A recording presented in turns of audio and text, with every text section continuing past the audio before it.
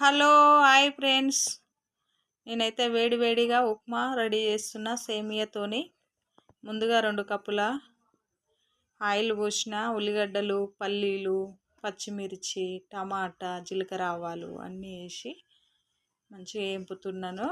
వర్షం వస్తుంది కాబట్టి అన్నం వద్దు, ఏదన్నా చెయ్యి వేడివేడిగా అంటే ఉప్మా చేస్తున్నా నేనైతే.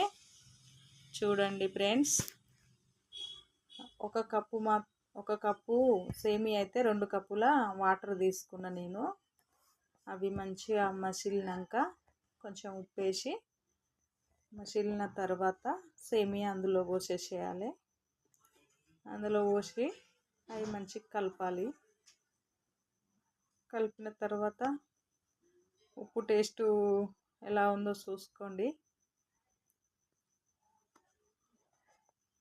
ఆ తర్వాత ఉప్మా రెడీ అయిందండి. ఉప్మా అయితే వేడివేడిగా రెడీ అయ్యింది. బాగుందా ఫ్రెండ్స్? ఇప్పుడైతే ప్లేట్లల్లో వేస్తున్నా. చూడండి ఫ్రెండ్స్, వేసిన వాళ్ళకి ఇచ్చిన, టేస్ట్ బాగుందని చెప్పారు. Bye bye friends. సబ్స్క్రైబ్ చేయండి ఫ్రెండ్స్.